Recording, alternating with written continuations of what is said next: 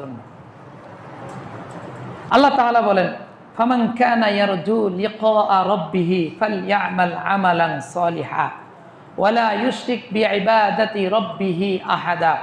সূরাতুল কাহফ 110 নম্বর আয়াতে যেহেতু আমরা আমাদের আমলটা আল্লাহ তাআলা দরবারে কবুল করাইতে চাই, সুতরাং আল্লাহ তাআলা বলেন যে ফামান কানা ইয়ারজু লিকা রাব্বিহি, যে ব্যক্তি মনে করে যে সে তার আমলটা আল্লাহ তাআলার পর্যন্ত পৌঁছাবে, আমলের বিনিময়ে সে আল্লাহ তাআলার সাক্ষাৎ লাভ করবে, ফালইয়ামাল আমালান সলিহা, যেহেতু সে আল্লাহ তাআলার সাক্ষাৎ লাভ করতে চায় সুতরাং তার জন্য উচিত হবে আমালান সলিহা, সঠিকভাবে একনিষ্ঠভাবে আল্লাহ তাআলার ইবাদত করা।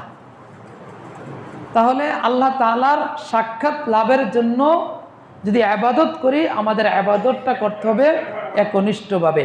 ওয়ালা ইউশরিক বিইবাদাতি রাব্বিহি আহাদা, এই আমলের মধ্যে কোনো প্রকার শিরিক রাখা যাবে না। এমনিভাবে আল্লাহ রাব্বুল আলামিন সূরাতুল বায়্যিনা 5 নম্বর আয়াতে বলেন, ওয়ামা উমিরু ইল্লা লিয়াবুদুল্লাহা মুখলিসিনা লাহুদ্দিন, আমি মানুষদেরকে আদেশ দিয়েছি, কে? আল্লাহ। ওয়ামা উমিরু ইল্লা লিয়াবুদুল্লাহা, মানুষ যাতে আমার ইবাদত করে, মুখলিসিনা লাহুদ্দিন, একেবারে একনিষ্ঠভাবে, মুখলেসভাবে, সলেহভাবে, শুদ্ধভাবে ইবাদত করার জন্য আল্লাহ তাআলা আমাদেরকে